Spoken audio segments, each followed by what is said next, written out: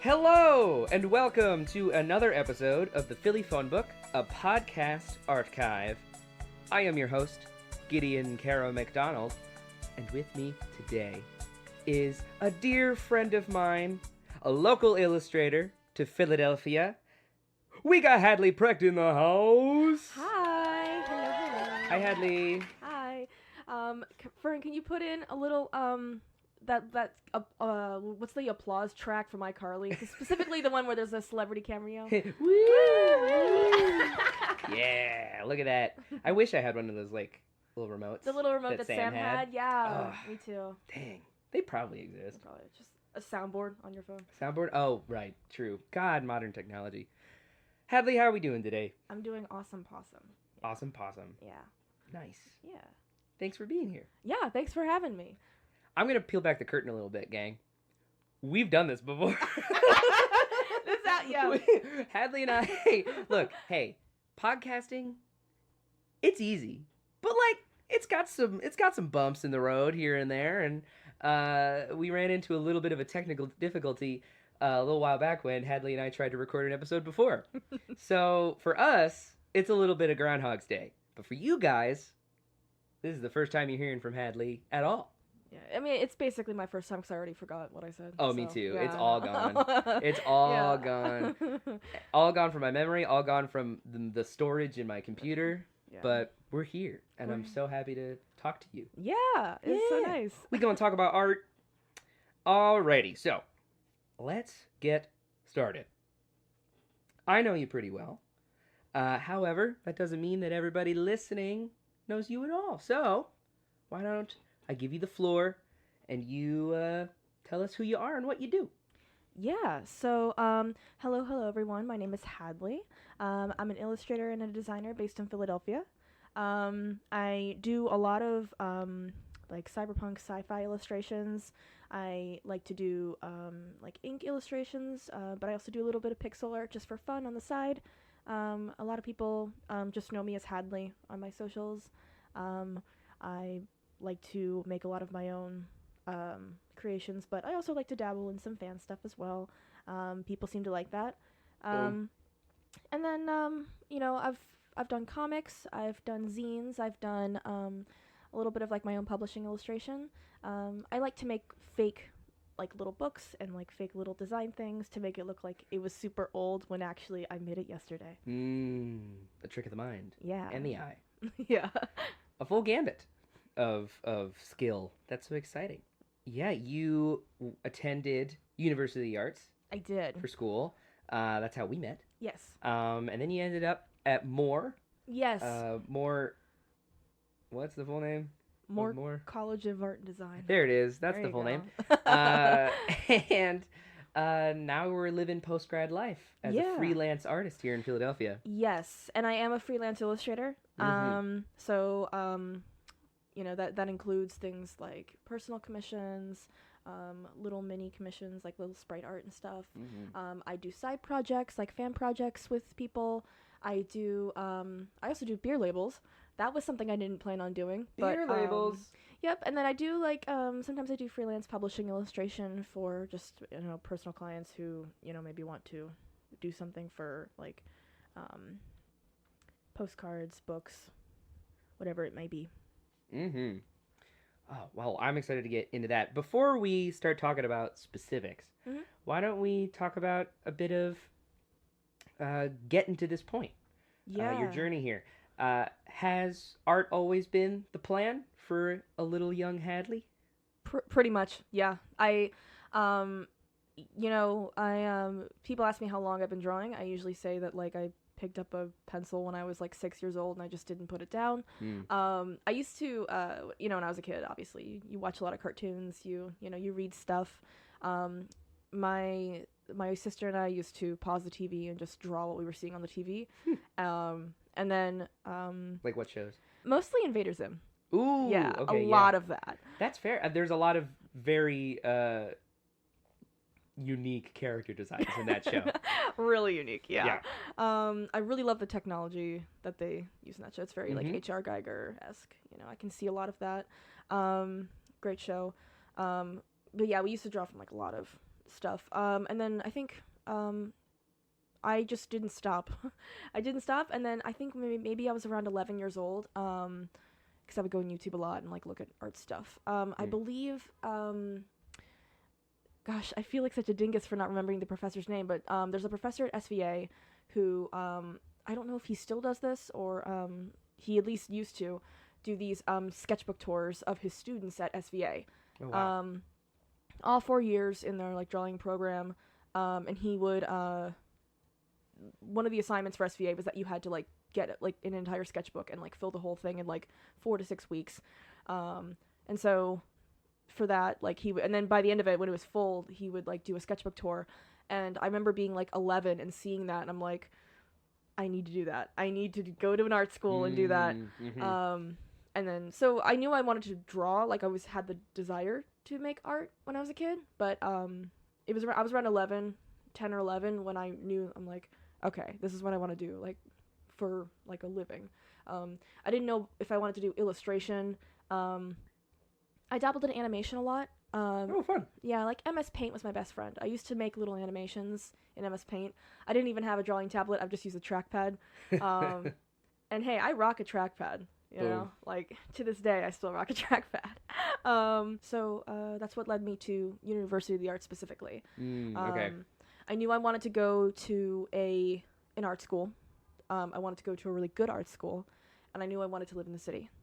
Gotcha. And was Philly always on your radar? Like, was that always this is the city I want to live in? No. No, but I don't regret it for a second. I actually think it was one of the best decisions I ever made.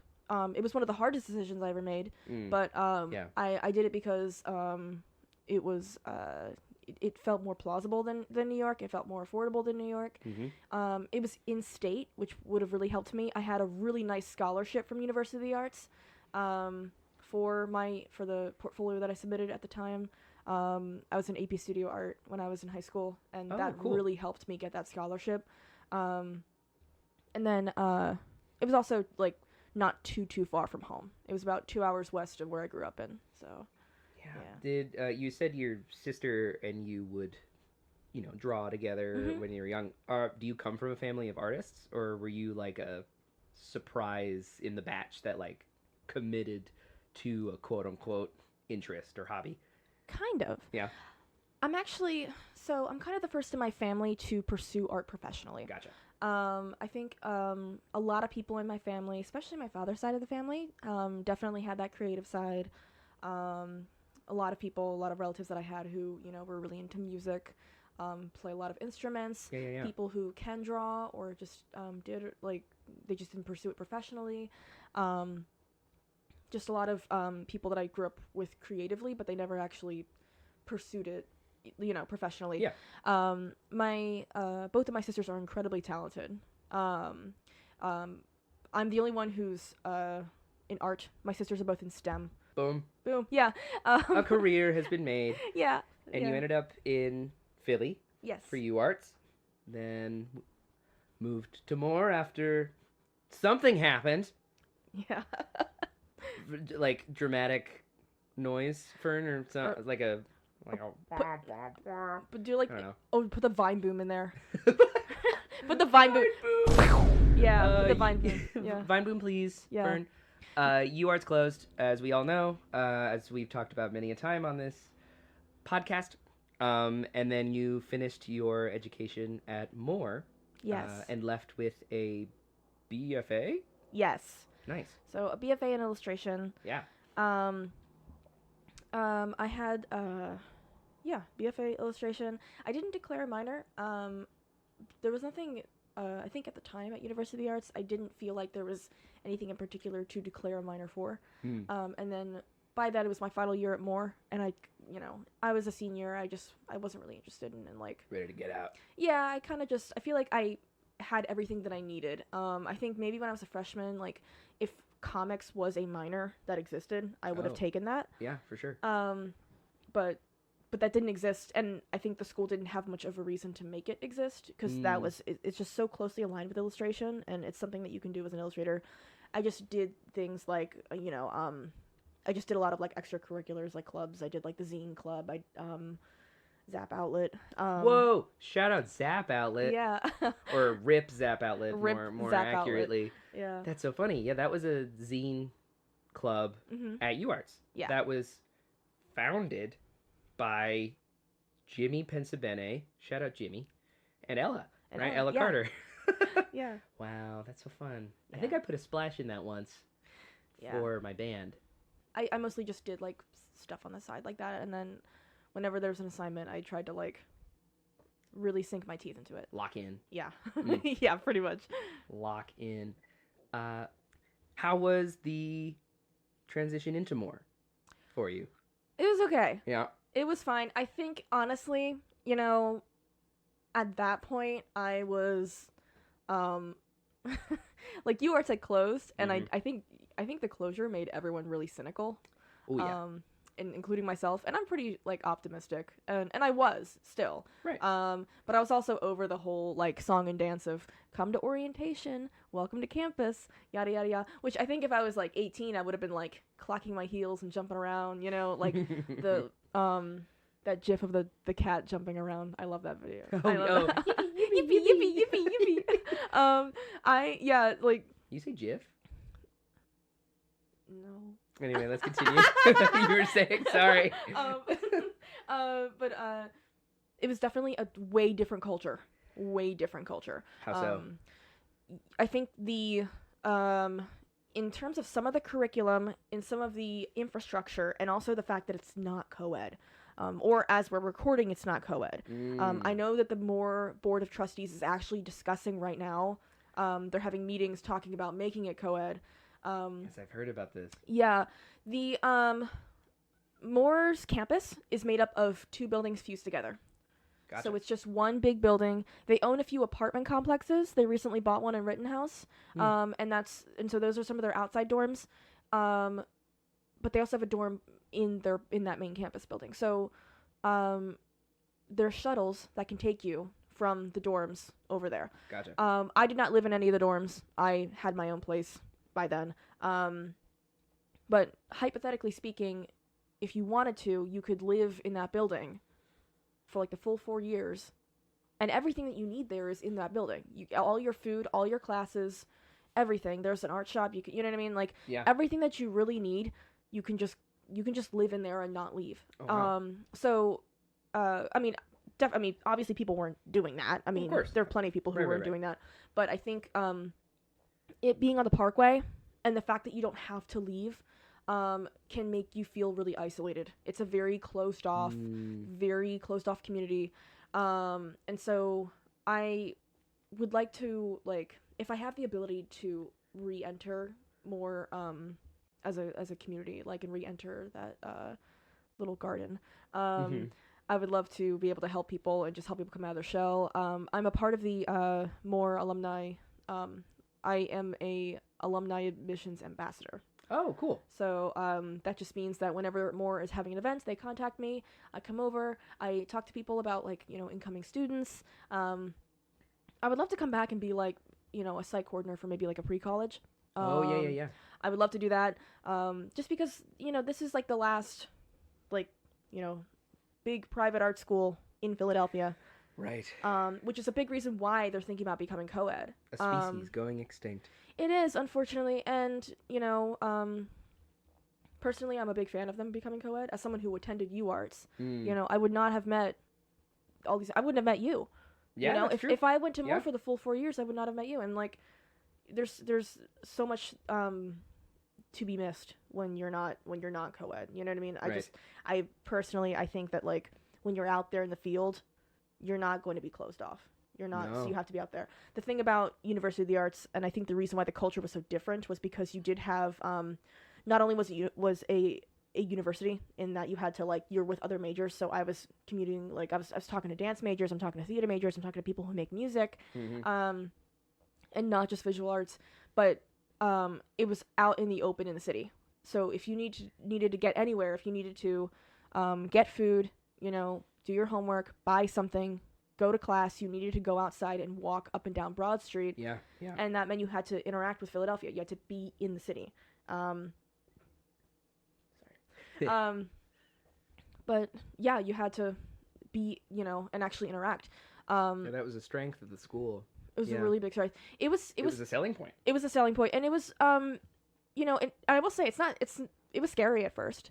Yeah, you had mentioned it was a big leap. It was a huge leap coming to UArts in Philadelphia. Yeah, I think there's this phenomenon that I think I suffered from, that I think a lot of people suffer from, and I think that it's difficult to overcome, and I think that it's even more difficult if you're a Moore student to overcome it because of the infrastructure of the school. Right. I call it the suburban scaries.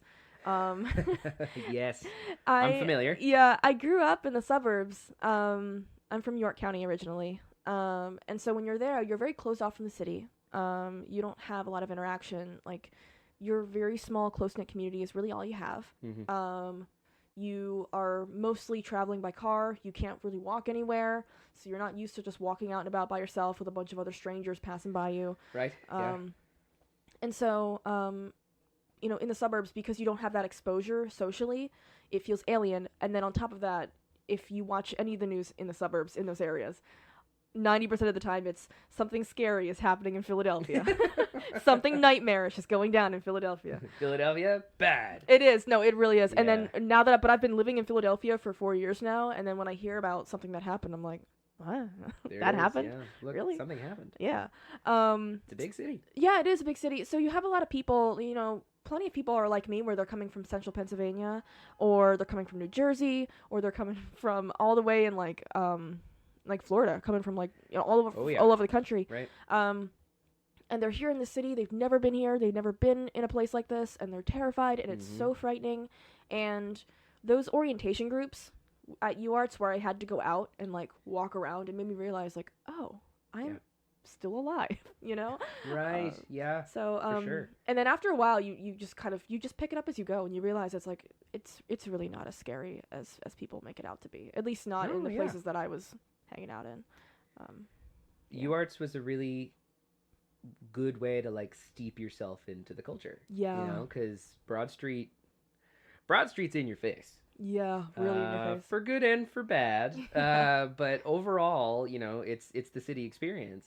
Yeah. And, you speak to a really common experience for college students coming into a big city like Philadelphia, and one where, you're coming into the city for art, self-expression, something that is naturally vulnerable. Yeah. And during my time at UArts, I had the pleasure to be a resident assistant, an RA, and part of my job was to help bring out... Yo, shut up. We're talking about the city experience. We're talking about, right? I know. Help kids come out of their shell. Yeah. Like freshmen that would be in dorms on my floor that wouldn't know how to go to, social events, or talk to their neighbors, or even meet another major, right? Yes. And I think, to your point, UArts had a strength, and art schools as a whole have the strength of this co-ed type experience where you're mingling with all kinds of different self-expression. And I had a wonderful time being able to share what the city is and the benefits of saying hi to your neighbor, and going to an event where you're gonna see an open mic, right? See some people perform, see some art on the walls that people made. It was a blast, and especially for me, having grown up here, it's such a pleasure to be able to share my culture and home with so many people. Yeah, you're totally right. I think it was, like I said, I mean, I absolutely had that suburban scaries. I totally had that. Moving to Philadelphia was one of the hardest things I ever did, but it's absolutely one of the best decisions I ever made. Yeah. And I think sometimes a change in environment can do so much for you. I didn't realize, I think before I moved to Philadelphia, before I went to college, I didn't realize like how happy I could be. Until I moved, and then I realized I was like, oh my gosh, oh wow, this is awesome. This is what it feels like. Yeah, no, really, that's really what it was. Wow. Yeah. Ah, that's lovely. Yeah. And now you're here. Yeah. And you're still here. And I'm still here. Working, freelance. Yeah. Living that post-grad life. Would you say that, your 4 years here in Philadelphia, coming up closer to 5, have been positive? Or like a positive effect on your artistry, being involved in the community here, the arts community. How has that been for you, separated from a collegiate context? Yeah. And has the city taught you any lessons, whether it be art or personal? Yeah. Someone's in trouble. Someone's in trouble. Oh, no. You're in trouble. Look, I opened the window because it gets hot in here. Yeah. And maybe a city podcast is fine to have some city ambiance. Yeah. So Fern, that's up to you. See, that's an ambulam sound. That's not the police sound. That is an ambulam. Someone got an ouchie. Yeah, someone's in trouble in a different way. Oh, someone got a splinter in their foot or something. A really big splinter. Really big. Anyway, my question was, how has it been experiencing the art culture in Philadelphia separate from a collegiate experience, and has it taught you any lessons? A lot. Cool. I think that like specifically the zine culture. Cool, yeah. I would go to T-Moms a lot. Shout out T-Moms. Yeah, I love T-Moms. And I would see flyers and I would see stickers. I even go like up and down South Street to like South Street Art Mart and stuff. And like pick up flyers for that and see like who wants to do a zine, who wants to like have someone sell their stuff here, who wants to do tabling, who wants to do this, who wants to do that. I loved being a part of that. I've been a part of a few like zine projects, like on and off. Yeah. As they come and as they go, and as I have the time for them. Right. But yeah, absolutely. I think like for me, experiencing that and seeing people do that, it made me feel a lot more grounded in the ability to do things independently. Gotcha. Yeah. Because when I was a kid, I thought like I don't even see. I majored in illustration. I'm not an animator. I'm not even a 3D animator, but not even a 3D animator. But I was kind of told like, one day you'll be working at Disney. You'll be making the Pixar movies at Disney, and I'm like, you're gonna make the next Toy Story. I know. I'm like, well, and that's the thing is like I just but it makes me realize you don't have to work for some big company. You don't have to do that. Right. You can still do things on your own, and people will still love that, and people will still really like interact with that. And I think I'm learning that as out of graduation. I don't you don't necessarily have to get like some big corporate job, doing graphic design or something like that. You can still do the things that you want to do. You can still make things that you like. And usually people like who also like that will get into it. I never expected, me getting like any sort of attention for just liking something. Yeah. And I just make things because I like them, and then people were very receptive to that. Even better if I get Cromer for it, outside of my day job. Right. But like, yeah, like, that's such a brilliant point. Like, I don't think I've had someone put it in those words of like, I'm just making a thing not to join any like big machine. Yeah. That like I think a lot of the sterilized art world is referred to as now. Yeah. Like Hollywood and like these big like conglomerate companies that, own everything now. This comes up a lot as an actor. Like, this concept of, Broadway or making it in the movies and that kind of thing. Like, I've realized with my time staying in Philly and doing my, job here that I can still feel artistically fulfilled. Yes. And even more so honest about my work doing local independent projects without feeling like I have to work my way towards the machine, Yeah. right? To use for lack of a better term. And I guess I never considered how that also falls under the same umbrella for illustration. Yeah. Yeah. And like, and even, to what you're saying, like, I feel like as the years go by, and maybe it's just because, maybe my algorithm just knows me really well, or maybe I just choose to only look at this sort of thing, but I feel like we're seeing, like, a really, really big uptick in independent things getting really, really big and almost, as big as, like corporate or like big industry stuff. Yeah. This, I think this pertains a little bit to illustration just because of, I do take a lot of visual inspiration from works like this, but we did recently watch Iron Lung. True, we did, yeah. We did. And you also got to watch me fall in the theater and trip over and spill popcorn in front of, like, how many people were in that theater? A lot. At least, Picture this for my listeners. AMC. It's like a Tuesday night? It was still my work clothes. 10 p.m. Tuesday, watching a horror movie made by a YouTuber we all grew up with. Shout out Markiplier.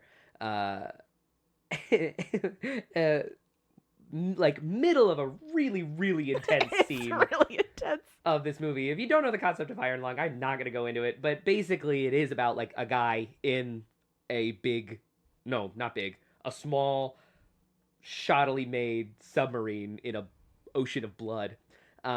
Just picture what stuff can occur with that. And something awful is happening to Markiplier on the big screen right in front of me, and over to my left, Hadley is like scurrying through the theater, climbing up the stairs with a popcorn that she had been waiting on for like probably an hour at that point. An hour, because they had to dig out I went out there and the popcorn machine was like, it just smelled like burnt popcorn. And they're like, and they came to me, they're like, we have to dig the whole thing out. We have to clean it out. And I'm like, okay.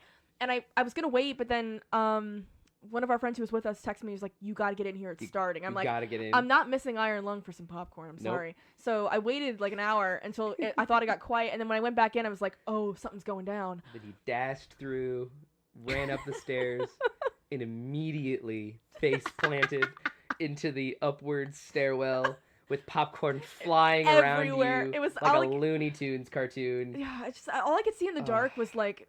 Oh, the popcorn scattered in front of me, and then I look up and I see all like the line of my friends' faces, like all trying not to bust a gut laughing. It was a terrible time to laugh during the movie. It's hilarious. Yeah, 'cause how do you fall up the steps? Trip. Yeah. So it seems. Trip, yeah. So it seems.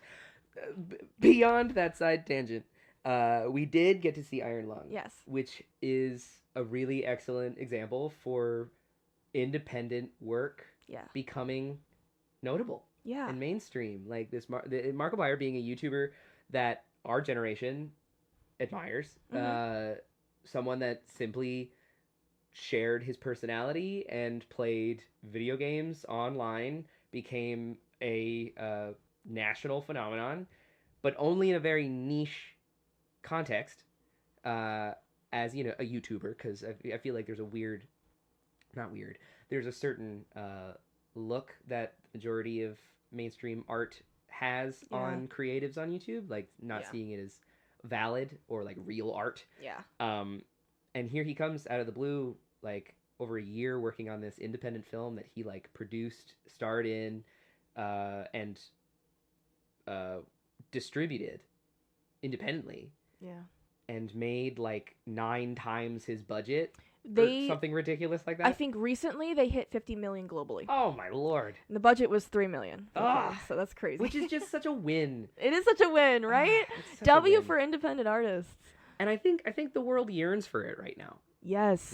With AI and with all this other like corporate slop that we're experiencing. My God, yeah. I think it's a very real moment in time where people are hungry for art that feels real and honest and personal again. Yeah, and then to touch on the human experience and to talk about that. I think, especially with the topic of AI, having to be a freelance illustrator in a world where people were using AI, And it's not just it's not just corporations doing it to cut costs. It's also just people who just don't know any better. Like, there's plenty of people who, like, clients that you'll have who use AI, and it's not necessarily malicious. They just didn't know, because it's so unfortunately AI is, I think the AI bubble is hopefully bursting soon.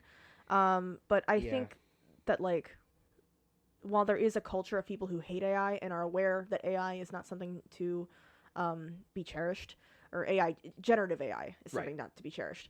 When I say AI, I mean generative. Right.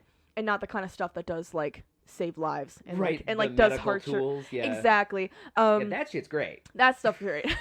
But I still think that there is a culture of people who are casual about it, who just casually use it, and they don't understand the environmental impact, the impact it has on culture, the impact it has on misinformation, especially on, like, what is and what isn't true. And I think people forget about that. It's just another, like, fun device to use. And so I think that, like, being able to have that clear distinction of, this was human made. This is made by humans for humans. I mentioned I do beer labels. Yeah. It hurts going into my local beer store and seeing, like, straight up AI generated beer labels. Yeah. And thankfully the client that I worked with has never done that.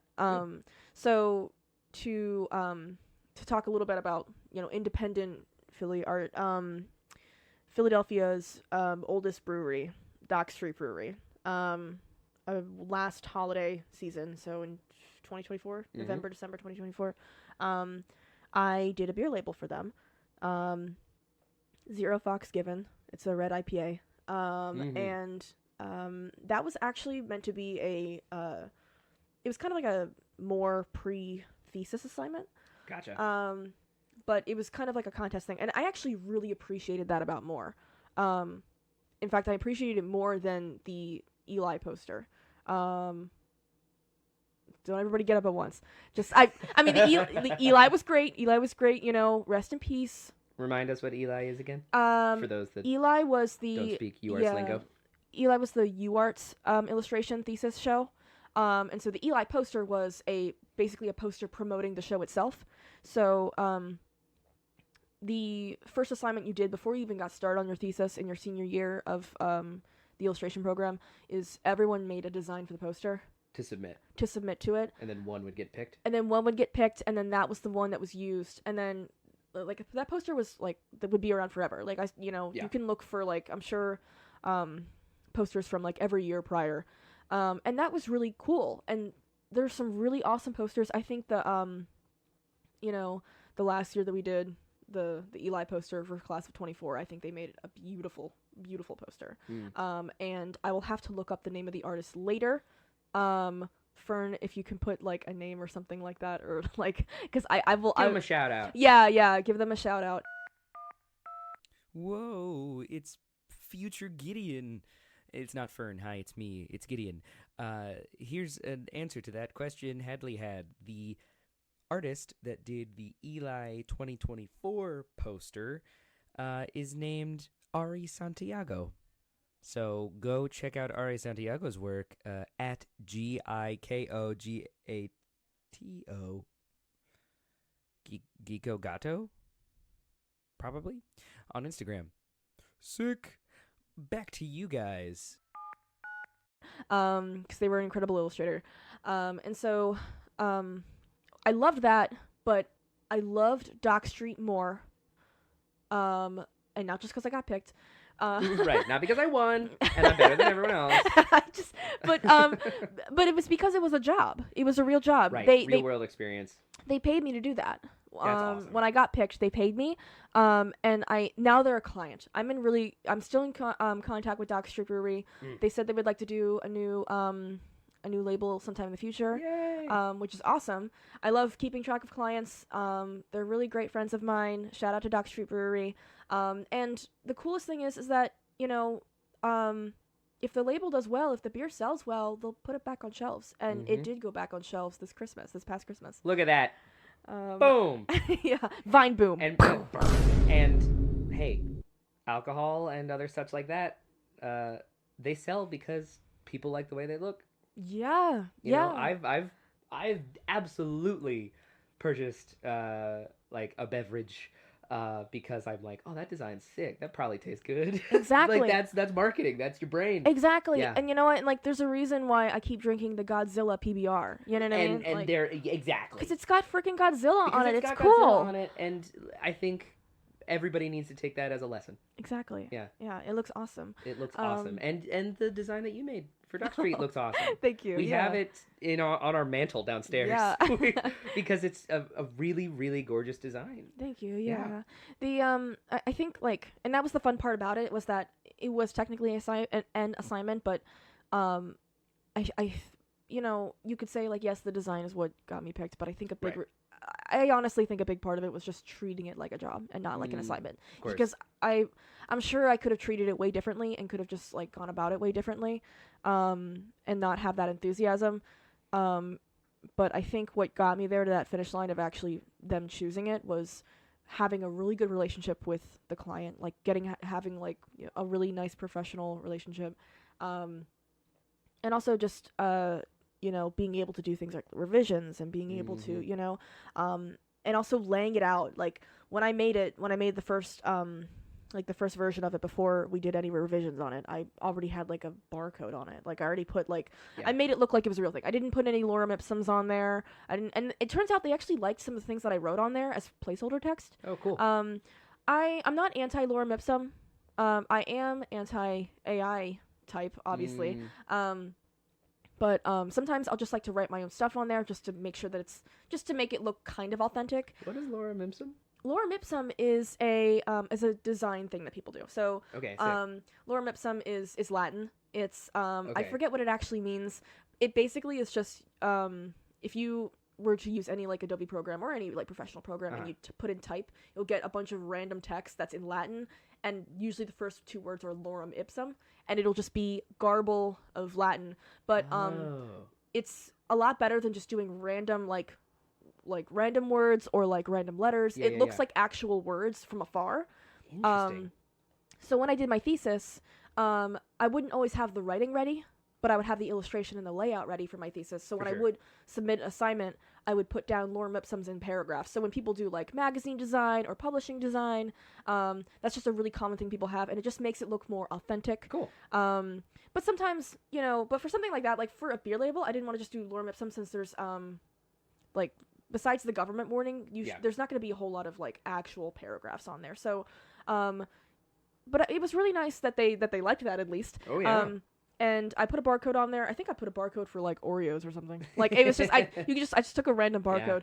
But I made it look real. And I wanted them to seriously. Well, I wanted them to take it seriously because they weren't going to hire a graphic designer to translate my illustration. And I think that's a really important thing to do, and that's why I call myself an illustrator and a designer, is because I think a really important thing about making yourself marketable and making yourself being able to be hired by clients is making yourself apply your illustrations to an actual product. And that's the biggest thing. I think that's what makes you, there's a fine artist, which you can make a really nice picture, and then there's an illustrator who can make it into a product. And that's where you get, that's where the Cromer comes in. So look at that. Yeah. And you got that experience being at school. Yes. Which is such a rad opportunity. I did. And I got that from UArts. And Moore was awesome. And I think one of the things I loved about Moore was that by my senior thesis, they pretty much just said, you do what you got to do. And they let me do it. And by the end, I had a whole, a whole little song and dance for my thesis.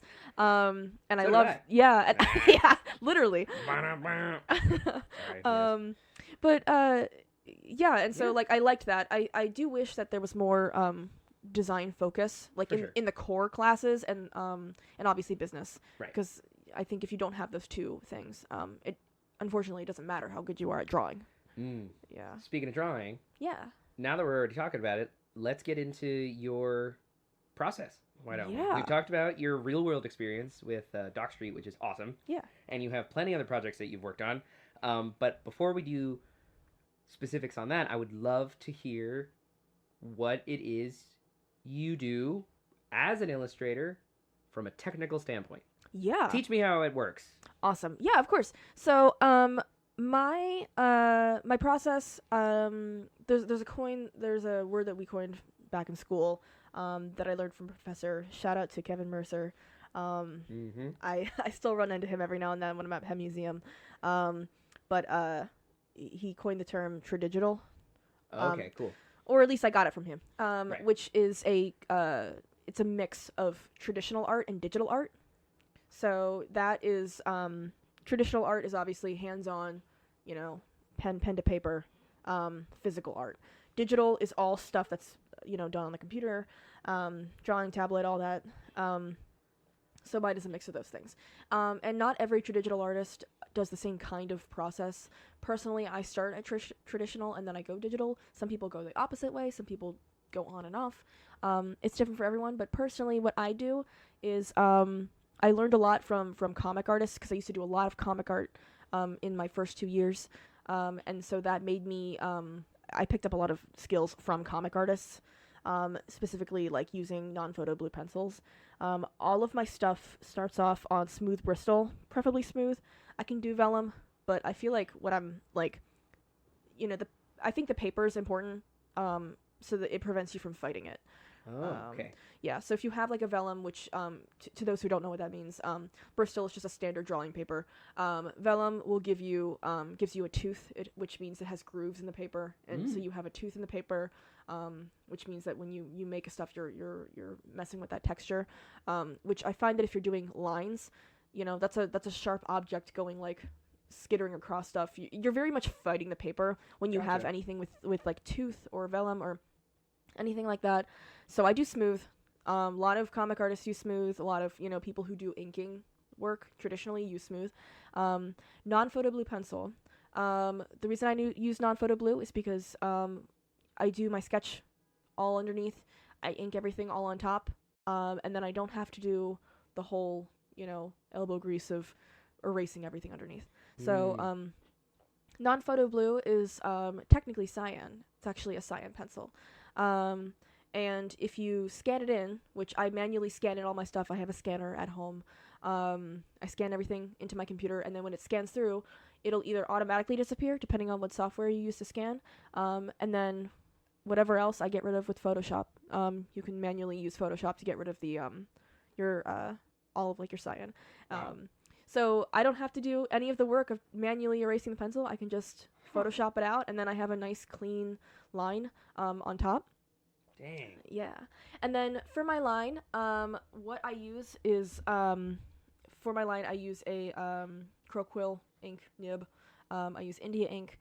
I just use like ye old metal nib, kind of stuff they use for the for the Declaration kind of deal. Yeah. Our forefathers. Our forefathers. Yeah. Right here in Philadelphia. Yeah. Well, I wonder what they would think. They'd probably Signing be like with a metal nib. They'd be like, why is that woman wearing pants? One of many of their thoughts, I'm sure. Yes. They're like, that's a weird looking kitchen. Oh my god. But yeah. So I use Croquill nib. I use India ink, and I just go for it. And I'm very reliant on the digital half of it, because once I have that all said and done, I scan it in. I let the ink dry for 30 seconds or until I get tired of waiting. I scan it in, I clean it up, I color it, and then it's done. I usually like to lay it out. I'll try and layer it on top of other illustrations, like other little drawings I do. And then depending on what it is I'm making, I'm done. And that can take it really depends on how long it takes. I think on average. Project to project. Yeah, I think my average illustration can take anywhere between 6 to 10 hours. Wow. I think, but it's more or less, it just depends on how complicated it is. I can usually knock it out within 1 to 2 days. So that's 6 to 10 hours on if I counted them all up. Right. But honestly, I usually don't keep track of how long it really takes for me to make an illustration. For sure. Yeah, and then for I also do pixel art. I used to use Photoshop for that, and Photoshop is still really great for that. But I've been leaning more towards Sprite lately, just because I find that they're it's just a lot more malleable to work with. Shout out Sprite. Yeah. Wow. Pixel art. That's cool. What do you do with that specifically? Is there a reason why you also find joy in pixel artwork? No, I mean, pretty much pixel. You pretty much hit it on the nail when you said find joy. You know, Oh, it's I just fun. It's just okay, fun. rad. Yeah. Yeah, I do it for Awesome. fun. And also I think just people were very receptive to that. People like Right, when yeah. I usually use pixel art. I use pixel art a lot for fan art.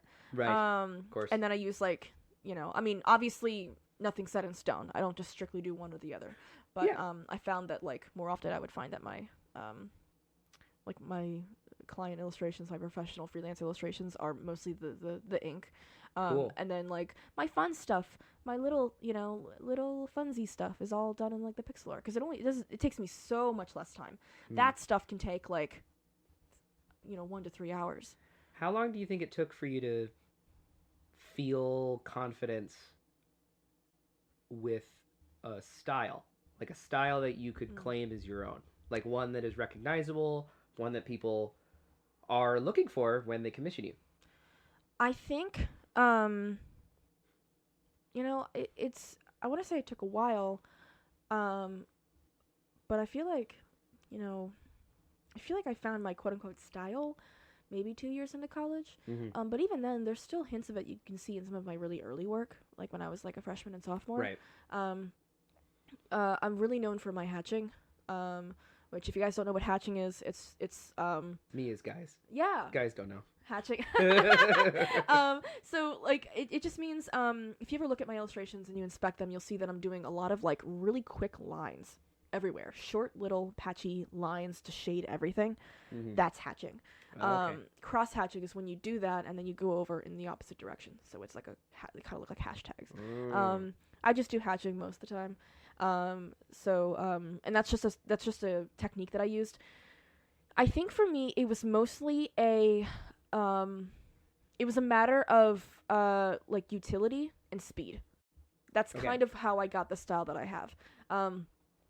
And also a lot of inspiration just from making comics a lot, because I used to make comics a lot in my first 2 years, and then in my second 2 years it was more career focused. I mean, comics are career focused, but I meant Which is not for you. yeah, but more I'm trying to do product stuff. I was trying to do publishing illustration, Right, for sure, and, you know for what I mean, sure. zines, and make things look like it was a product.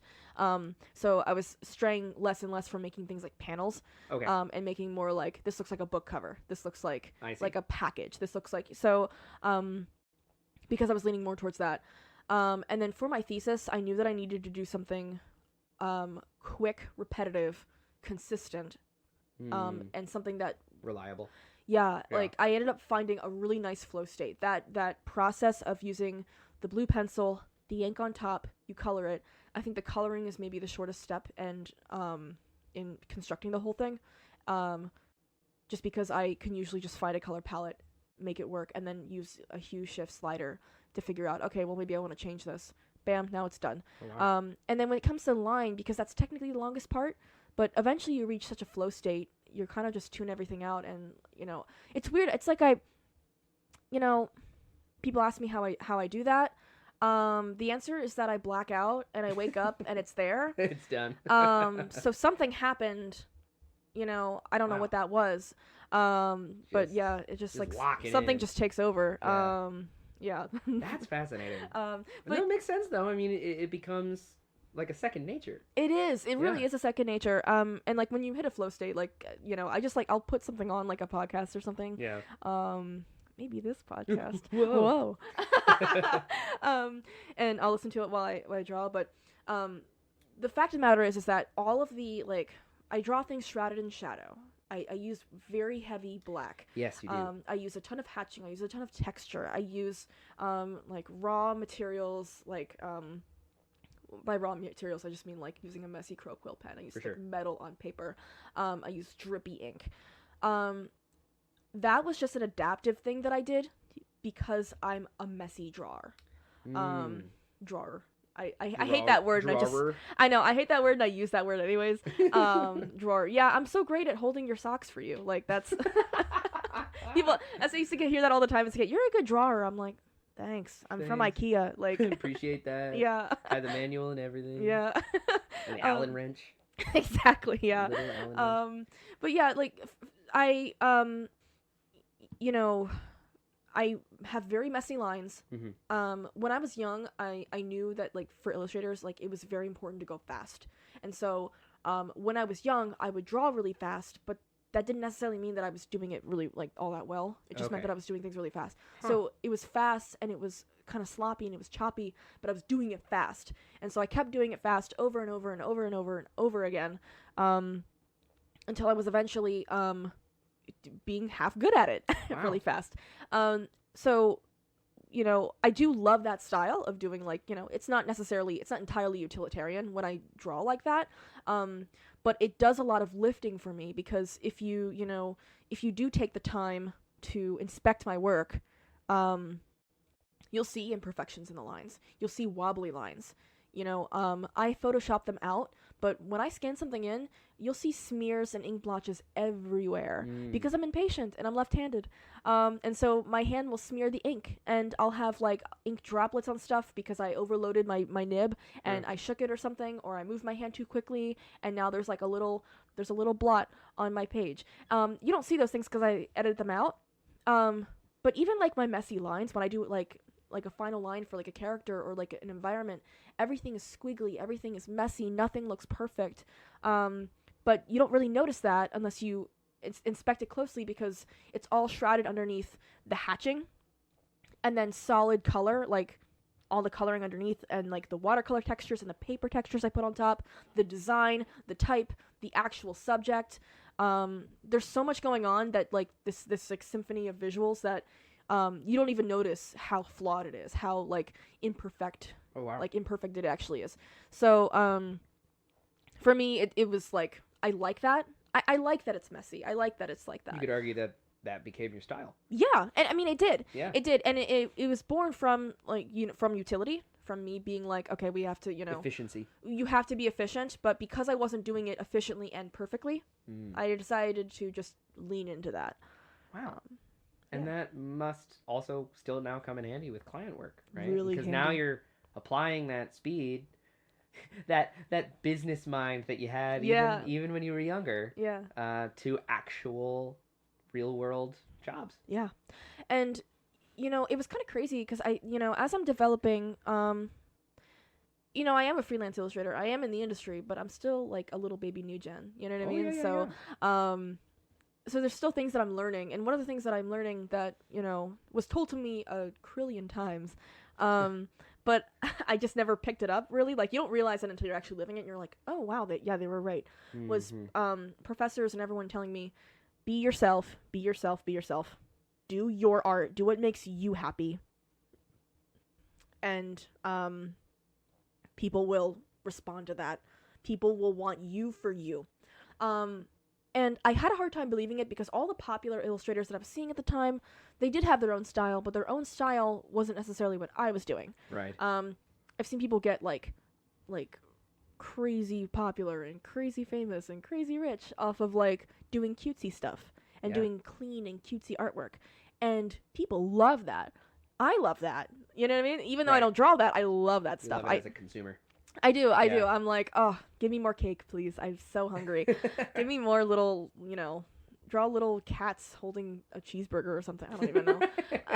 Right. What do people draw nowadays? I don't know. Definitely that. I've seen a lot of that.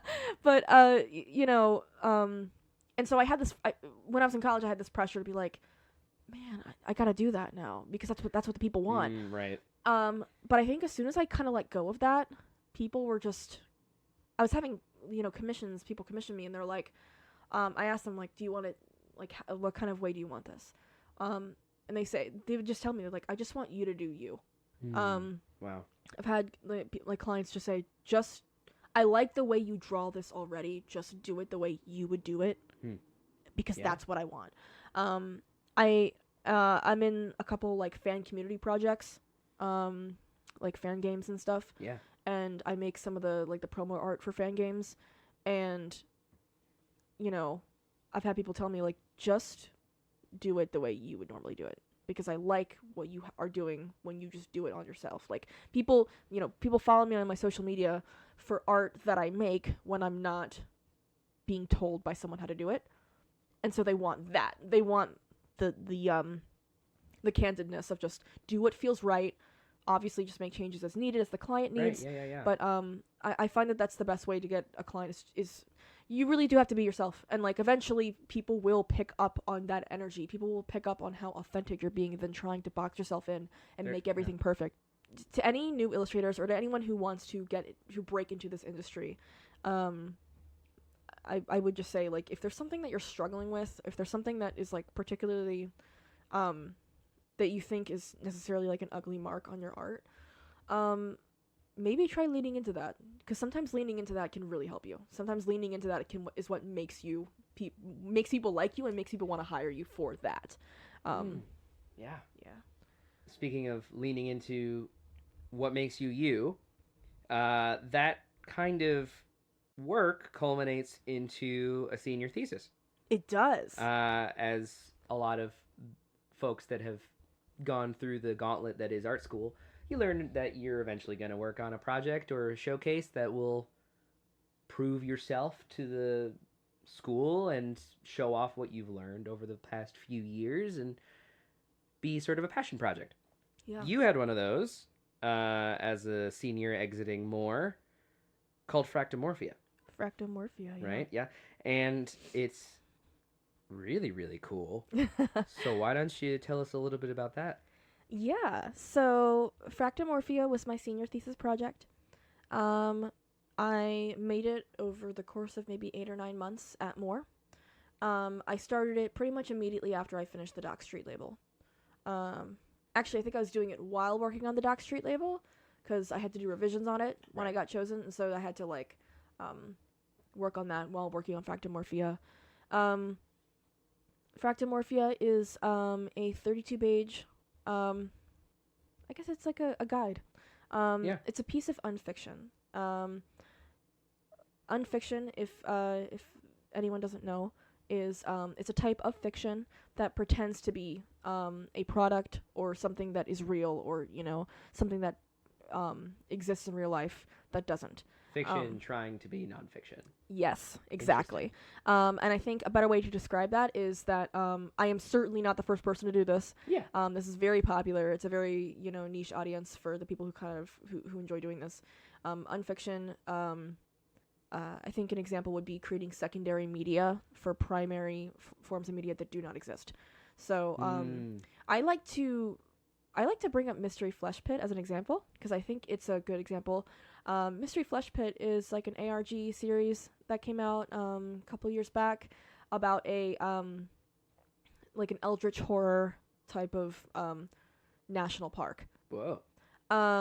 Sick. It's a Mystery Flesh Pit. So yeah, but the way that Mystery Flesh Pit did its storytelling was that it was all done through documentation of like journals of people who initially discovered it. Oh, right. Posters, promotional posters, employee like training guides, maps of the place, like things like products that people used. Like found footage. Yes, type stuff. It's very much found footage. So like even though there's nothing that actually directly tells you what that narrative is, you only have to figure it out just through piecing together what you learn from that secondary media, from those journals and documents and posters and whatnot. Right. Cool. So Fractomorphia is a game guide for a video game that does not exist. I love video games. I play them all the time. Yeah. I don't consider myself a game artist. I didn't really want to go into game art. Right. It was really complicated. I wouldn't be opposed to doing it maybe someday, but I knew that for my thesis I wanted to do publishing. But I love video games, and I love old design. So stuff for like those really old game guides that you would get in like the like an NES. Yes, especially like Nintendo Magazine and like old Nintendo Power. Yes. Stuff like that. Where people, video games in like the 90s and the 2000s, for like video games, they were incredibly difficult, and 9 times out of 10 you needed to have some sort of like literature with that came with the game to help you figure out, oh, this is what's going on and here's how I do this. Yeah. Little secrets. Secrets and yeah. So I wanted to do something like that for like a little point and click computer game. That's awesome. And I wanted to, Fractomorphia, I think I would like to come back to it someday, and maybe continue working on it to add some more depth to it, more direction to it, because at the time I think I knew I needed to make something. I needed to get something out. And I just wanted to use something to talk about as many things as I felt like I needed to talk about within that period of time for a little 32-page thing. For sure. So that included making it look somewhat like a real product, making the book look like a real product, making it seem like it was a real game in some regards. And then I also wanted to just talk about the themes that I wanted to talk about, that I felt like, if this is my only chance to have a voice and have a spotlight, this is what I want to say. And so that mattered to me, especially, and I think the context of when I made it was really important as well. Fractomorphia officially is about a point-and-click computer game, and the computer game is about this woman who lives in the distant future of Philadelphia of 2025. Whoa. Because I designed it to look like it to be like an old computer game, I wanted it to seem like 2025, which is the year that I made it, to seem like the distant future. Right. It's meant to be very dark and dingy, very cyberpunk, a world where, people don't make a lot of money, and the best ways to make money are through, unethical means. And so I wanted to make a story about a woman who spends most of her time physically plugged into her computer, and physically plugged into this virtual world, this internet, where she works as basically like a person who steals data, personal information from others for money. So I wanted to talk about things like, making money, but also serving the machine, and also serving things that hurt, Yeah. You're causing harm to others, even if it's indirect, Right.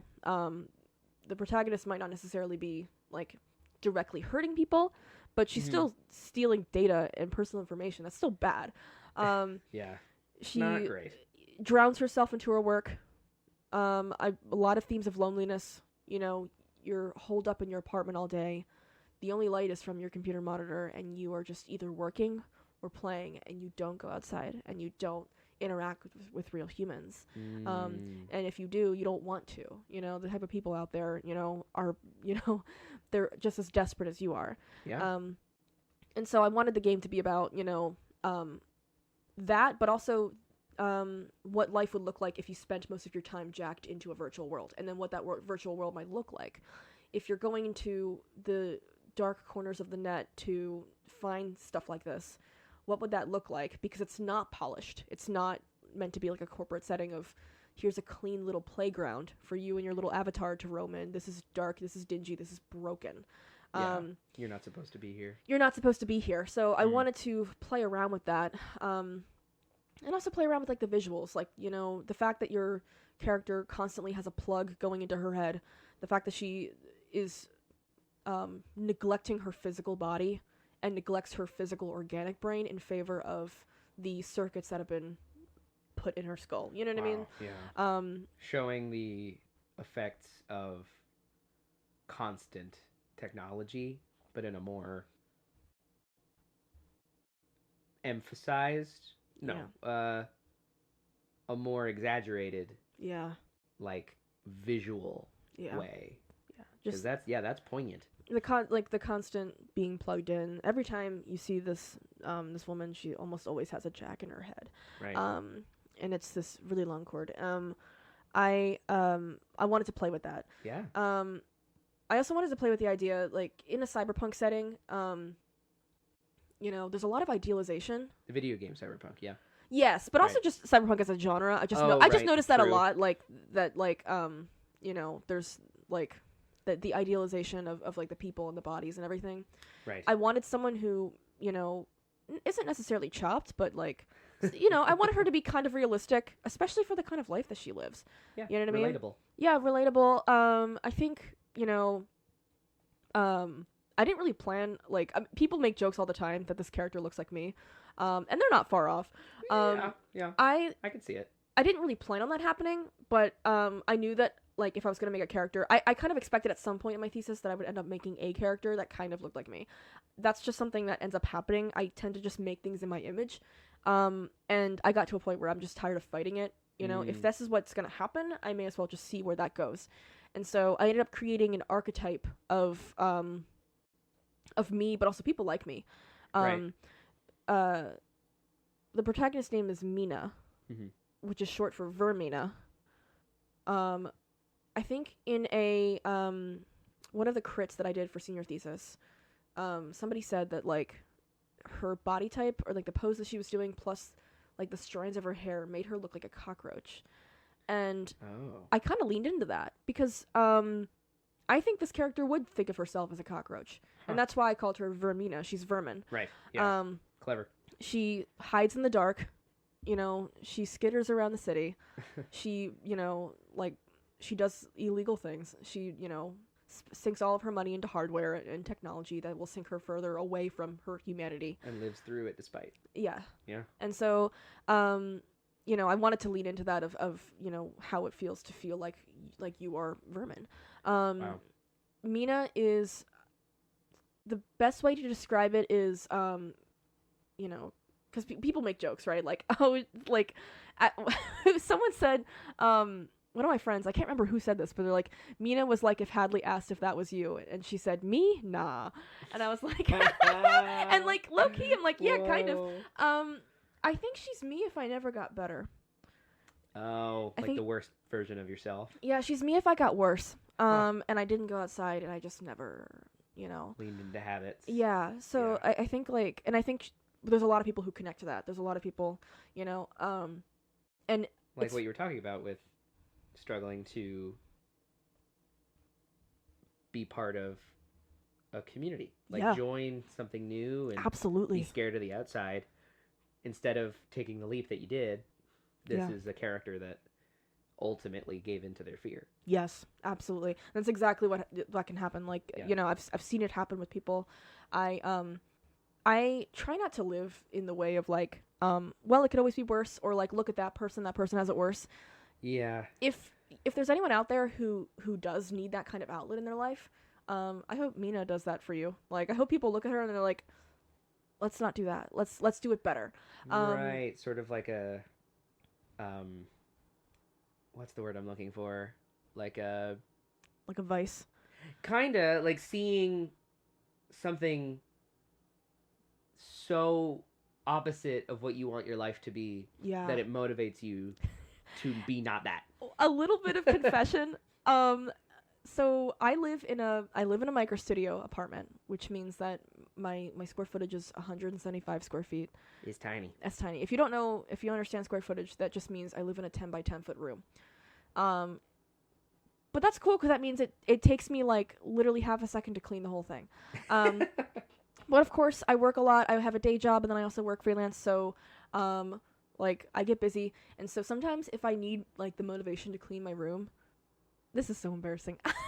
I will look up like videos of people like going down rabbit holes of like 4chan bedrooms of like people who like live in just complete filth and they just never clean their room in years, and it just like I or like hoarding videos of hoarders, and I'm like, oh my god, I need to clean this now. You know, and that like that lights a fire under me. I'm like, okay, I gotta go. And like, a subconscious motivation for the project. It is. Yeah, it absolutely is. And that's why I do that. Like, you know, because there are people who live like that, and it's sad. And you know, and that's why I say it. Like, I hope Mina becomes that vice, because I feel bad looking at, because those are real people's lives. Yeah. You know, and I don't want to look at that. Because I don't want that to exist, because I want those people to flourish. Right. So if anything, do it on this fictional little lady that I made. And you hope to go back to the project in some form. Yes. Would that be ever a real video game? I know that you don't technically have the programming ability. Not to say that you couldn't learn. Yeah. Would you ever want to like collaborate and make this an actual game, or would you just add to the guide itself, really deep dive into the world? Well, what is the ideal for Fractomorpheus feature? I think I would start with working on the guide. Awesome. I think I want to make it feel more like an actual product. I think, unfortunately, the writing, I'm not a writer. I don't call myself a I see, writer. yeah. I write for funsies. I just wrote because I needed to have a narrative with my thing. Of course. And so I put some of my own writing in there just because I wanted to, because I didn't want to have lorem ipsum as the final. Yeah, that makes sense. So, and I certainly wasn't going to use AI. So I just put my own stuff in there. I put my own narrative in there because that way when people look at the illustration, they're like, what's this about? Oh, okay, that's what it's about. Would you ever want it to have a physical release? Or is the digital aspect what you want from it? I actually do have physical copies. Oh. You had for your for my thesis. for the presentation. Yeah, for the presentation, Gotcha. I have a few physical copies. There is a digital release. Maybe one day I will go back and make more physical copies because I did get those local to Philadelphia. Cool. I actually got those booklets from Firebird. Shout out Firebird. Yeah, in Kensington. Really awesome people. Super, super nice. I actually ordered like a pack of like 10 and they gave me like 20. Oh, cool. So, like for no extra charge. They were awesome people. And they're really, really high quality, really nice booklets. So they were great. I think it being a physical booklet, I think gives it more punch. Yeah. So maybe one day I'll do an updated version. I would like to introduce more actual game elements to make it feel more, because I did a lot of illustrations and that's cool. Yeah. I would like to make it feel more believable, like it's almost like you're taking a screenshot of an actual computer screen. Stills from the game. Yeah. Cheat codes, that kind of thing. Items, stuff Yeah. like that. That's exciting. To answer your question about it being an actual product, I wouldn't be opposed to that. Obviously, I have no experience with making a game. In terms of like programming experience, Yeah. like I just play with computers. I don't actually know anything Right.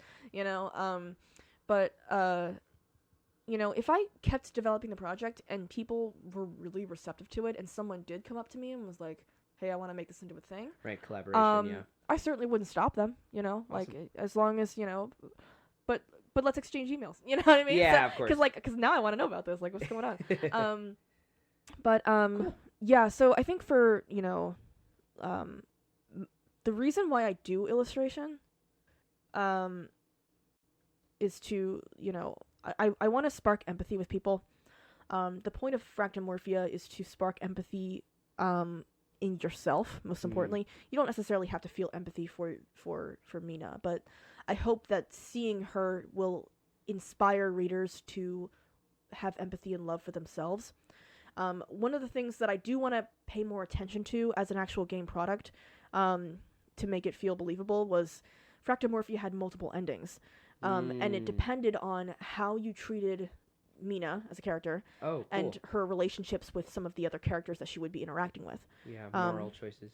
And there are good and bad endings. Yeah. I think the good ending, or whatever that would be, the true ending would be, that I included in my thesis, like in the final pages, Yeah. was her leaving. She left her apartment. Freeing herself, yeah. She unplugged herself. She left, and she goes to find her friend for help.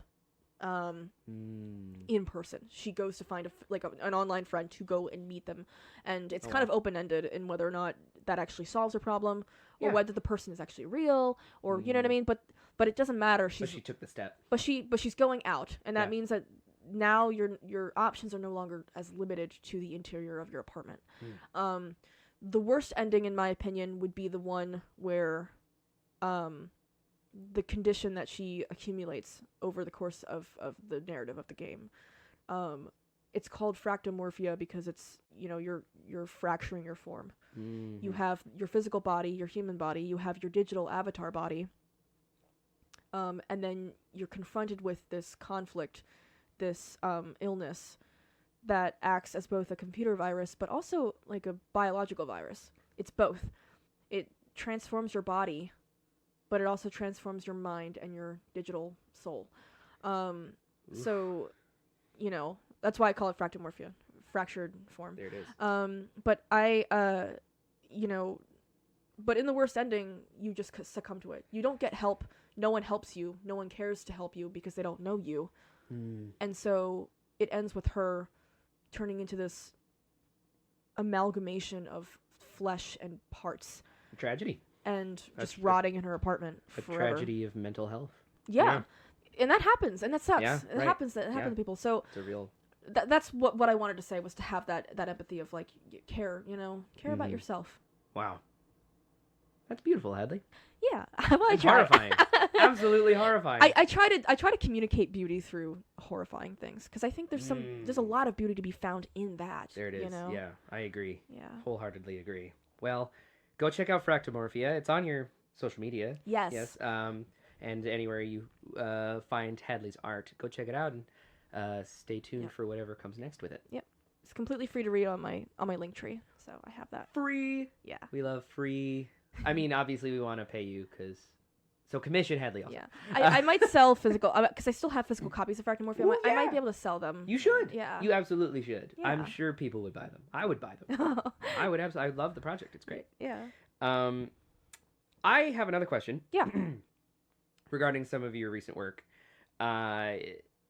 Earlier in this interview, you had used a word that I don't think anyone picked up on except for myself or specific avid listeners of the podcast.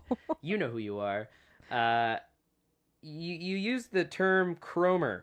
Oh no. The chromer being a reference to currency in a video game that we both have played. Well, it's referring to currency spoken by only one character in the franchise. One and only. The one and only. You mentioned that you do a lot of fan artwork, Yes. especially with commissions. And recently, I think you've garnered some notoriety for your fan art of a character called Spamton G. Spamton, a original character from the video game Deltarune by Toby Fox, a spiritual successor to the game Undertale, which I'm sure more are familiar with. A phenomenal game, and a little weirdo character. And over the past multiple months, your social media, your Tumblr and your Instagram, anywhere that you're present, has just been flooded. It's like a virus, honestly. Yeah. By this character. Yeah. And I think I wanted to talk about it a little bit and ask why. Why? You know, why do you gravitate towards, this kind of character, or rather a character that becomes such an inspiration and or motivation for your art making? Yeah. And how, in your mind, is fan art credible in the art world right now? And where do you see that living as an avenue for artists to make a living and share their artistry? Yeah. I it's funny. I just never I never thought that Spamton would be a part of the career conversation. And that's it's okay. I'm totally down to talk about it. Yeah. But hearing it out loud makes me realize yeah, that's what I do. That I really did do that. And I still do that. To answer your first question, why?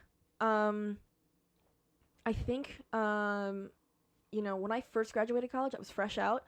I wasn't making enough to support myself. I currently work 2 day jobs, and I'm doing quite well for myself. Yeah. And then on top of the freelance stuff, I'm fine. I am chipper as a chickadee. But I think when I first started out, I was on shaky wobble ground. I was running on savings. Just until I found something that was gonna keep me afloat. For sure. I think that was around the same time that Deltarune Chapter 3 and 4 came out. Right. Which Deltarune releases in chapters. It's not complete yet. No, not even close. I believe there's 7 chapters to come out. And so when Chapter 3 and 4 came out, it was definitely a really nice vice for, it just made me happy playing it. It's just it's an incredible project. I think it's one of the greatest things I've ever touched, and I'm sure a lot of people could say the same. I think my gravitation towards Spamton was the I think was the relatability of the character. And I think a lot of people agree. Obviously he's an archetype, he's just this gross little guy, you know what I mean? He's a gross little guy who is an embodiment of spam emails. Mail, yeah. Spam mail? Yeah. Online. And so he's tiny and a little crazy. He's a little crazy. And like forcing like ads and in down the player's throat. Yeah. Anything for money, which he calls Cromer. Right. Yeah, he loves money. He loves Cromer. I saw a little bit of myself in that at the time. I'm starting off at the bottom. You're at the bottom. You work in service. And especially when you work in service, like I'm serving. I've served like some really rich people, and so it really is a reminder of your place in the world. And it reminds you of, you're chasing the money so much to make it to be comfortable and especially right now in America's economy, like everyone's dealing with this right now. Everyone's dealing with a horrible job market. Everyone's, even people who are getting salary jobs are getting little to no benefits. It's a nightmare out here. And then with AI, being an artist, it's even worse. Exactly. So, having, I do feel like a little guy. A lot of people feel like a little guy. Like a small, desperate little guy. Yeah. Spamton has horrible luck. Yes. And that, I like to, I think some people also like to use that as a vice of like, he can just take all my bad luck. And yeah. I do that. And, like siphoning your bad luck into a character. Yes. Absolutely. I think people do that a lot. I find Yeah. myself doing that a lot of like, you just, you know what? You go in the meat grinder. Right. And so there was definitely a time where I feel like this less often just because I can see myself making progress. Yeah. But, feeling like you're just a little guy and you're scrounging around. Also, the idea of like, the concept of living in a dumpster. Like, right. Spamton is so broke he lives in a dumpster. Like, he just scrounges around for, like, the next coin. Right. He sells garbage to the player, Yep. Like, it's funny, that someone who's, like, just so, like, gnarly looking. Yeah. He's, like, ugly in a cute way. Like, to me, that, I really liked that. Like, he's such an interesting character design. He's so chopped, but, like, chopped in, like, in a weird, like, little rodent hamster way. It's just, like, to me, it's just funny. I just found it funny and cute. I think you have a fascination with vermin. I do! You're cooking, you're onto something. It's a character similar to Vermina. I feel is. These characters that are embodiments of habit, addiction, Yeah. struggle, Yeah. the worst aspects of the human experience. Yeah. Put into a very exaggerated, disturbing form. Yes. No, exactly. Yeah. And I feel like a lot of people relate to that, Right. that feeling of feeling like you're on the bottom. Because I think the thing about Spamton is that he wants to be a big shot. Yeah, he has motivation. Right. His motivation, he, like, no Goals. matter what, he is constantly fighting what appears to be a predetermined role for him in society, which is at the bottom. And so I feel like tons of people can relate to that, especially other illustrators who are fighting this AI machine, who are fighting the corporate machine, who are fighting this world that we're living in. And so you found yourself drawing him a lot. A lot. And so when I took on a second day job, I was working a lot. At the time, I didn't have commissions open, so I wasn't doing a whole lot of freelance projects. So I was working like crazy, especially during like an uptick in like the busy months during the time. Because they definitely, like, I drew him the most, I want to say, like, in September, October. Right. I still draw him, of course, but I definitely had an uptick in those months. And I was, the way I saw it was, drawing this little guy gives me enough motivation to draw. Yeah. When I'm working 2 jobs, and I'm working double shifts out the wazoo. It doesn't matter if it's the middle of the night, or the middle of the day, or the middle of the morning or afternoon. Drawing a little sprite of Spamton is so much shorter and faster and more efficient than making a full-fledged illustration. And I wanted to post something. I wanted to do something that was honing my craft. Yeah. And also something that it just made me happy. Right. To draw him and just draw stuff like that. So I just started posting it. And then over time, people started to really gravitate towards that. And I think it's because I drew him very on model. I still have my own, I think, rendition of him, but Spamton is a very, really interesting character design that's actually fluid even in his official art. He doesn't have a very specific like model or character sheet. I noticed that in almost any of the official like game sprites, overworld, shop sprite, and even his official merchandise, he varies in look. Yeah. And yeah. I kind of mess with that a little bit. Like I like Right. that. The imperfections. The imperfections, because he's an imperfect character, and that means that a lot of artists have their own interpretation of the character too. Right. I think mine happens to be like I just ended up going for something very like loyal to his shop sprite, because a part of me wanted to be like I think sometimes people interpret him in different ways to make him look more appealing to the eye, and I kind of just wanted to see what it, put him in these situations of him like, falling asleep with a cup of tea, or like dancing around like an idiot, or like just doing stuff. Yeah. But the way he looks normally, and not just shying away from the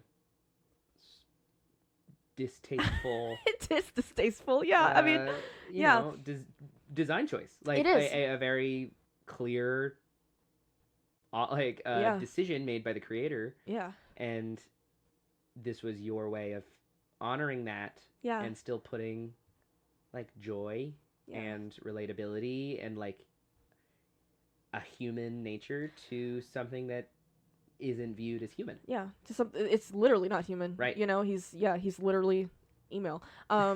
So, but like and so I wanted to draw. I in my mind I wanted to accept him as he was, Right. in all of his choppedness. And people gravitated. And towards people that. gravitated towards that, and I ended up doing come October. There's actually a whole community for people who draw Spamton a lot, and people who like Spamton. Like, it's a huge. I'm certainly not the first person to do this. Of course. And so every year there's a Spamtober, which is like an art challenge, and it's similar to Inktober. Yeah, there's plenty of art challenges where every day in October artists make something from like a list, right? It's Yeah. like a It's like a list of prompt prompts. list. Yeah. I didn't know. I think come the end of September, I wasn't sure if the if the regular popular list by some like popular people on social media who have been making lists for the past few years, I wasn't sure if they were gonna make one this year. And it was getting close to the end, and I thought to myself, okay, screw it, I'm just gonna make my own. Yeah. And so I posted it, and at this point, people already followed me from like my September drawings, Mhm. and that was really cool because people did prompts from both of them, from both the other creator, and then the one that I made. People were making Wow. like Spamtobers from my list and That's so crediting fun. me, and they're like, this is from Hadley's Spamtober prompt list. And then I was making my own, obviously. I did 32 drawings. They were all in like the pixel art style that I did.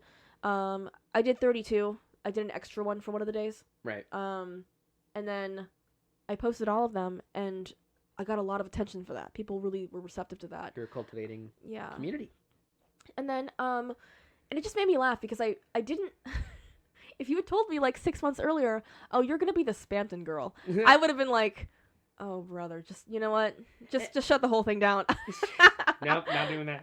But like the concept, I'm curious where your brain is, like getting attention as an artist for a product or like, of art of a character that isn't yours. Yeah.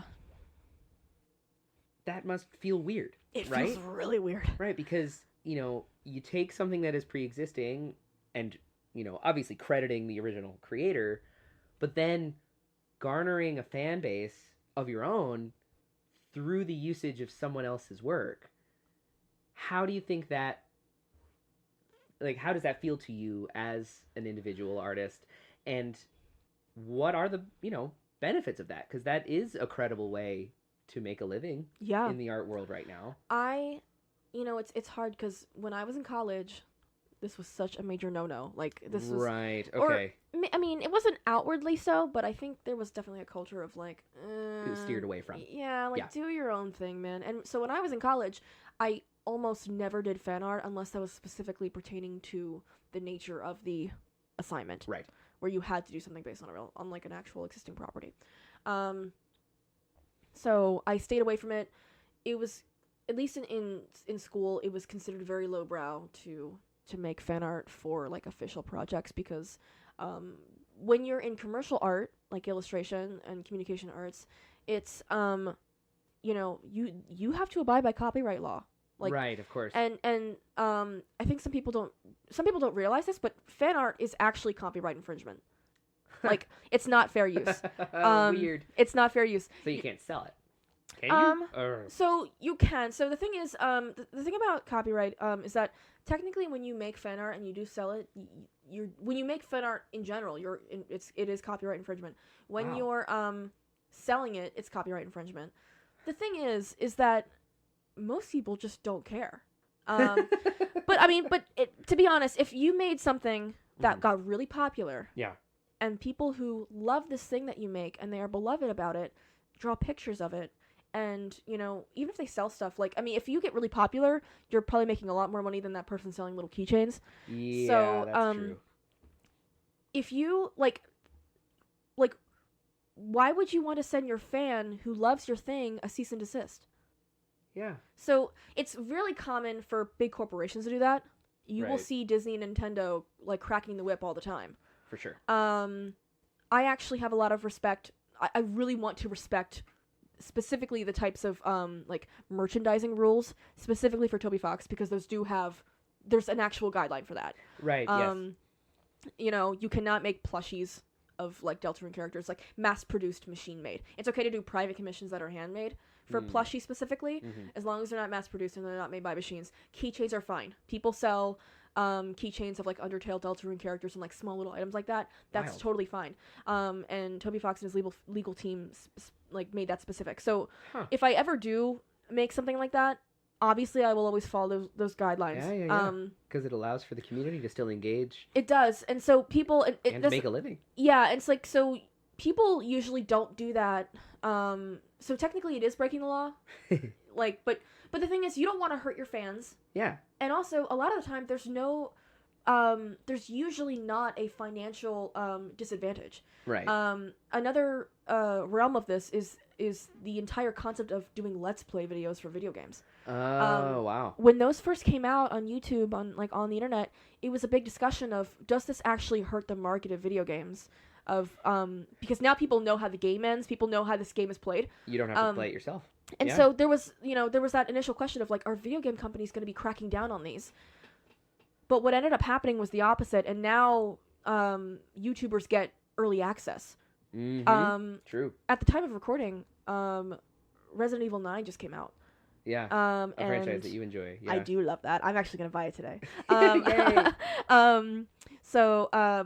But there's a lot of YouTubers that I already see who are beyond, like, pre-buying it. There's people who are given pre-releases of the game because they want these massive game companies are telling these YouTubers who have mass followings, they're like, play the game, give us a walkthrough, or give us a review of the game before, like, a week or a couple weeks before it even comes out to the public. Interesting. To tell people what they think about the game, good or bad. Because it's literally, like, it's basically free advertising for those games. So when people do... So that's what I'm saying, is, like, technically it is copyright infringement, but nobody cares because it's beneficial. And if it isn't beneficial, it's just nice.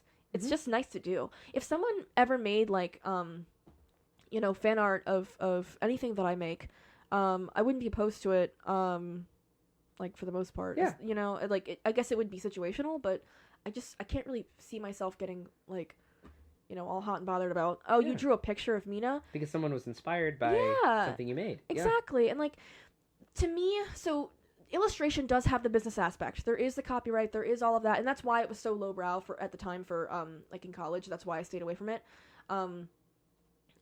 But for me, it's not just the business aspect of it. And honestly, it hasn't even, like, the concept of doing, like, Spamton merchandise made by me wasn't actually on my radar. It hasn't really been on my radar. Right. Of course. Maybe I'll do it, but honestly... But that's not what it's about. It's not what it's about. And when I started drawing Spamton, and when I started getting, attention for it, it reminded me of why I do this. And I don't do any of this. I mean, yes, for the money. I mean, I got a degree. I got to pay off those loans somehow. But it was mostly for the human connection. And that's another theme that I explored in Fractomorphia about human connection.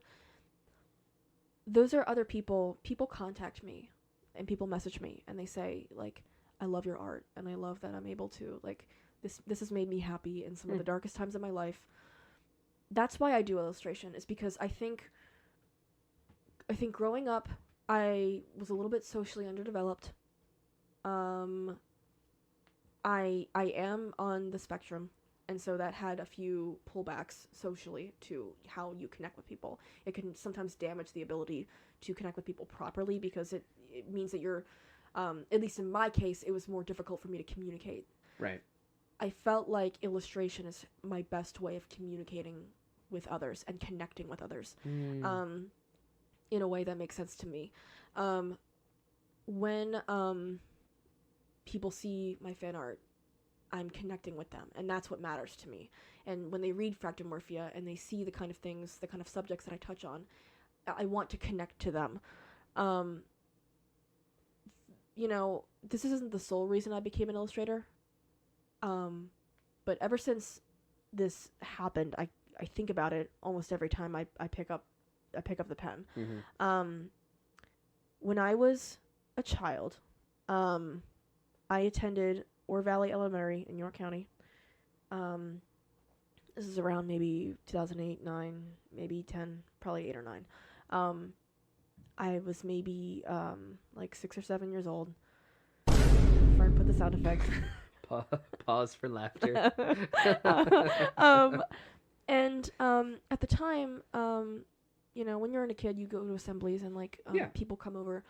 There was a book that came out around the time called Wolf's Coming, and I loved that story. It was such a beautifully illustrated and written book, and the book was about all like the little fantasy creatures and like the farm animals are all the forest animals are all hiding because Wolf's coming. Everyone get inside, Wolf's coming, right? And in fairy tales, it's the big bad wolf, right? It's the wolf. And it shows, like, the entire story shows them all preparing and hiding in their homes.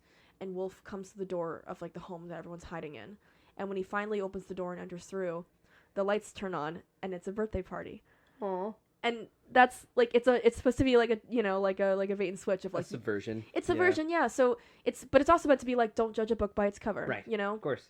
Wolf was their friend. It's his birthday party. Mm. It's a surprise party. Lovely.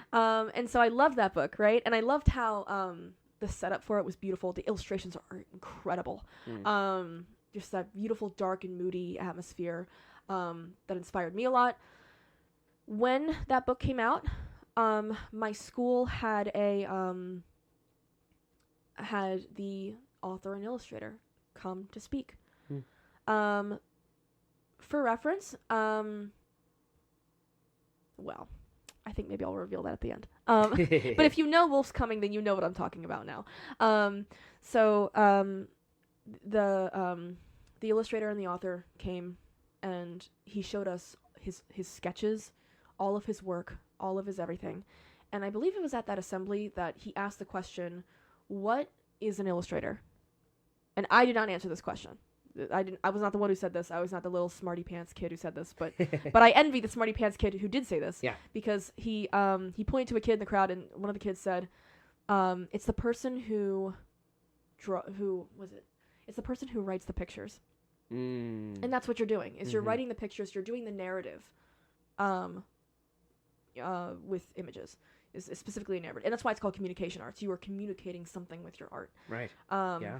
I mean, fine art does that as well, but, for sure. You know, at least that's how I always interpreted that. I remember being a little kid and seeing all of his sketches and seeing and what he talked about. And this guy was funny. You know, I really liked this guy. And I remember I went home that night and I was thinking about Wolf's Coming and I was thinking about the pictures. And I went to bed and I was still thinking about the pictures. And the next day, I was still thinking about the pictures. Right. And I was a kid, right? So I wasn't having that thought in my mind of, I want to do this when I grow up. For sure. But I just couldn't get out of my head. The author and illustrator of Wolf's Coming is Joe Kulka, who ended up being my senior thesis professor at Moore College of Art and Design. God, that's awesome. So... Oh, wow. There is, I think, a lot of incredible things to come from UArts closing. Mhm. Obviously, that was a painful time. Yeah, but we got to find silver linings. But I wouldn't have met Joel Kolka, you know, because he That- was teaching yeah. at Moore. And Everything happens for a reason. I remember being like, in like one of the first weeks of school, like actually talking to him, and I was like, you visited my school when I was a kid. And I watched his face just light up. Ugh. And he said to me, he's like, I knew this was going to happen someday. I knew this was going to happen. And so I, like, that sort of thing reminds me of why I do this, you Mhm. know? Yeah. Before I even went to art school, before I even went to college, I went to this, like, near this local thing for Creative York, where you do, like, an artist auction for, like, charity, and you have to make a piece of art in an hour, and then someone buys it. And I went to there. I was the only person under 21. I had to wear a little wristband. I was like 16 at the time, and everyone else was like in their Yeah. 30s and 40s doing like watercolor paintings. And I'm just over here drawing with my markers and stuff. But someone did buy it. Someone did buy the art that I did. They Oh. they auctioned it, Look at and for like $50 or something. Hey, Um, yeah, 50 for yeah, for however old you were. That's yeah. 6 or 7. Wow. Yeah. 16. I was like 16. Oh, okay. I was I just wanted to shoot. But that would have been Sorry. funny though It if would've I'm been like a little funny. kid. But you know who was 6 or 7 was a little kid who was there. Oh. And after I was packed, like I packed all my stuff up, and I was waiting for my dad to pick me up outside the building. I was waiting in the lobby, and I don't know if this is the person who bought it, but it was like a mom and her kid. Yeah. And this little girl was holding my drawing, and she was like, she wouldn't stop staring at it. She was mesmerized. And I remember Wow. sitting there before I even went to art school, and I was like, it just reminds me of why I do this. That's the feeling I want to put in a bottle, right? Like Yeah. yeah. And I love that feeling. And I love Ugh. being reminded of that. When people message me and people are like, you know, I love your art. I love what you do. I love, you know what I mean? Mm-hmm. It's just reminds me why I do this in the first place. That's awesome. Yeah. That's so beautifully full circle. Yeah. Shout out Joe Kolka. Yeah. Ah, that's awesome. That's such a so shockingly like written. Like you can't write, like you can't make that stuff up. it's just so surreal. Like yeah. it really is a small world. It really is. It really is. That's so cool. Shout out Joe Kolka. Go purchase Wolf's Coming. Why don't you? Is awesome. That's so beautiful. Thank you for sharing that, Yeah. Hadley. That's so rad. Wow. And yeah, go buy Hadley's art. go see Hadley's art. Keep that fire going. And if that inspires you, hey, that's the goal, right? Yeah. Yeah. Well, I feel like that was a great little cap to that, because that's gorgeous. I would love to pivot a little. Yeah. Just to a quick little question I like to ask before we start talking about, the future and wrapping things up. Yeah. It's a question I like asking all of my guests, because I think it says a lot about who they are as an artist and as a person, because this art form encapsulates everything, or at least a lot of what many forms of art does. What's your favorite movie? Ooh. Favorite film, right off the top of your head? So, honestly, There it is. You got it. I think it's Iron Lung. Honestly, right now. Really? I know that's so. It took the cake. It took the cake. It took the cake. Before it was Alien, I really like Alien. I think, yes, that's what I was prepared to talk about. I I love the film Alien. So I mean, we can talk about both, or either or. But but I think maybe it's the context that comes with Iron Lung that makes it my favorite. Please. But just the fact that it completely made independently. Yeah. The creature design in it. For sure. Like the set design of it is just beautiful. It's a very practical movie. It's a very practical movie. It's just beautifully made. I know saying Iron Lung is my favorite movie is like a little bit controversial. I know some people loved it, some people hated it. Yeah. I think that, it was just a beautiful experience, But I mentioned Alien because I see Alien in Iron Lung. Yeah, for sure. Yeah. And Alien, even being an add-on to the conversation, is a triumph at the time. Yeah. For practical effects, for horror films as a whole, for the concept of extraterrestrial horror. Yeah. Like Huge, it set the tone. Yeah, I've always been an H.R. Geiger fan. Mm-hmm. I watched Alien for the first time when I was like 14, Nice. and that was when I discovered H.R. Geiger, and so I do try to incorporate a lot of my stuff, mostly just the like just the biomechanics Yeah. of fusing like living organisms with machines. I and can seeing absolutely see it. what that looks Yeah. like. I also just love the patterns. I think I've been told before that I think just using patterns like that, of being able to do the repetitiveness of that, is what makes me lock in like that, Mm-hmm. and like hit flow state. Flow state, Yeah. like we were talking about before. That's awesome. Well, yeah.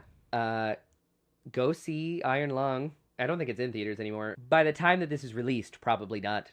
But go watch it. I highly recommend it. Yeah, I know Markiplier does plan on releasing physical copies of Iron Lung. And that's so real of him. It's the year of physical media. It is. It 2026. is. Physical media. Yes. I'm buying DVDs again. Yeah. That's just true. I'm using my hack 3DS to read books on it. Like That's wild. yeah, I have like a hack 3DS. That's insane. Upload like little like EPUB files to it and read it like a book. Whoa, you're Yeah. great. You could just buy a book. Yeah, you I could could. just I buy could. a book. No, but I appreciate the commitment there. Yeah. And go watch Alien. Yeah. Yeah. If you haven't seen that already, You might as well watch it now. or you should watch it for the 45th time. Exactly. I would love to quickly touch on, the future. Mm. The rest of this year and beyond. What does it look like for Hadley and her work, dream goals, collaborations, things that you hope to achieve in the next few weeks, months, etc. That you hope people keep an eye on. I think for 2026, I wanna explore fractomorphia again. For sure. And maybe through the next few years exploring fractomorphia. If Right. this is something like, if I've got nothing to draw, if there's nothing on my radar, no commissions and no active freelance projects, and I'm not actively working on a community project as well, which I am doing a few of those that are specifically Spamton related. Oh, funny. So that is something that I might be doing down the Okay. road, is doing like fan projects with people. Do you have any dates for that? Do you know any? I don't know about specific dates. There was a little fan game that someone made called like Spamton's Fishing Trip, and it just made me laugh. I thought it was hilarious. It's just him in a boat and he's fishing, but all the fish look like him. It's just really funny. It made me laugh, and all the promotional material made me laugh. And I contacted the team and I was like, hey, can I do stuff for you? And they're like, yeah. And so I do banners for like their Game Jolt page, and I do stuff for like their websites and stuff. Cool. So I just do like some promo stuff for that. And so the game is not out yet. I don't know when. I'm not actually making the game. I'm just Right. making all the cool little pretty pictures for it. Hey, well, that's still exciting. Yeah, That's still and involvement. and also just doing obviously I would love to have more commissions For sure. down the line. Doing maybe I'll release some of my own merchandise of keychains and stuff, because people have asked me for that. It's in demand, Hadley. Yeah. And then yeah, I think my big three is working on Fractomorphia. Yep. Working on more community projects that just has my name on it, so people can just know me. Yeah, building that resume. Building connections with people, and being able to keep that momentum of touching people on an emotional, personal level. And then I hope that permeates into the actual community of Philadelphia. I said earlier, I would like to if more needs my help, if more ever wants to collaborate, I'm already an alumni ambassador. I would love to help them. I would love to be a part of that living organism. It's one of the last ones we have left. It's Right. Yeah. Yeah.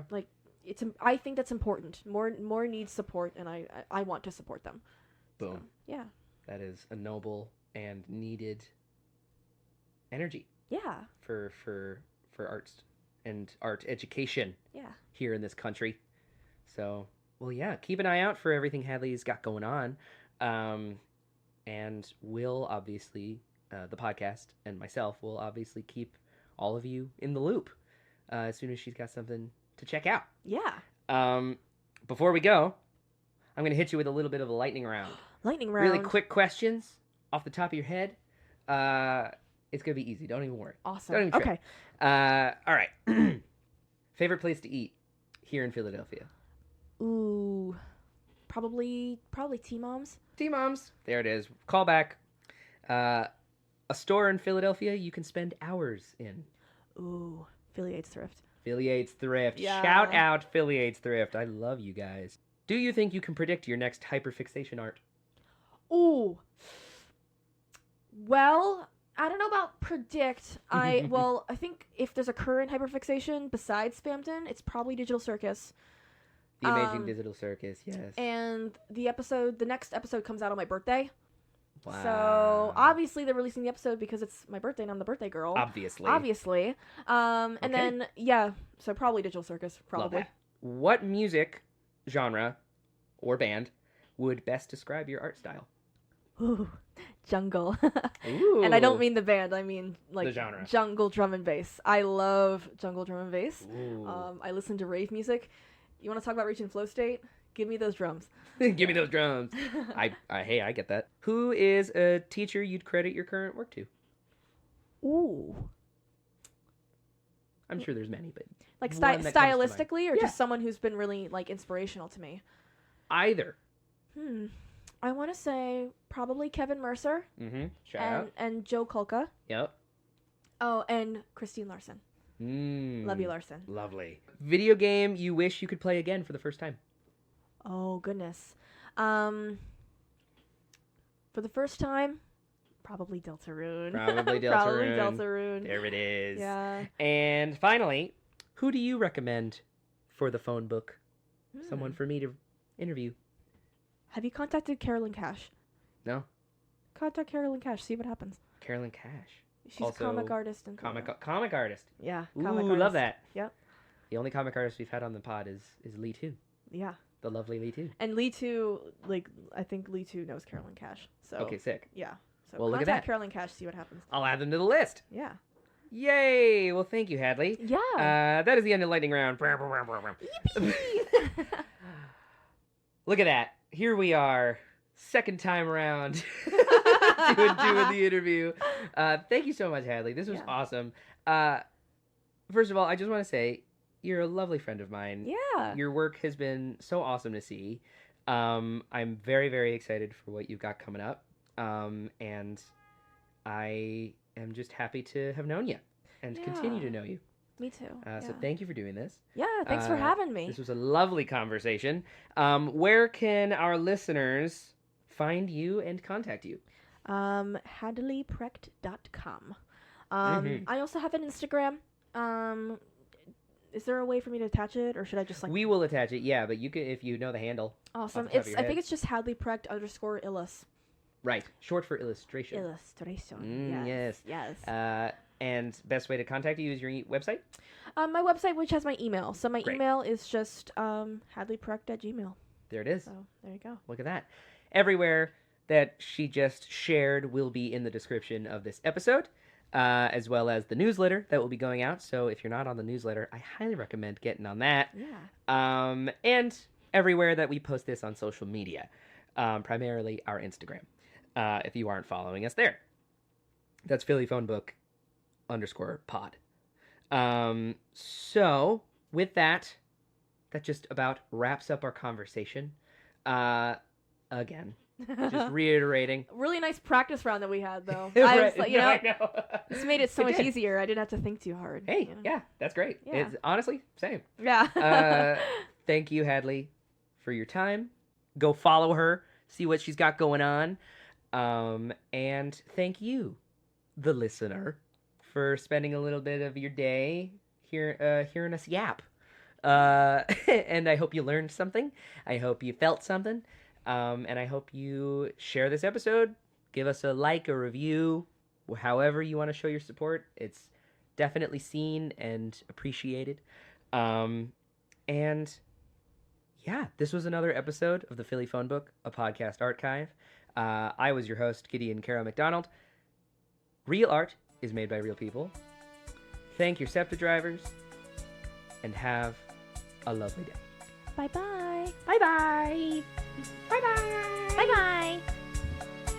Bye-bye. There it is. And boom.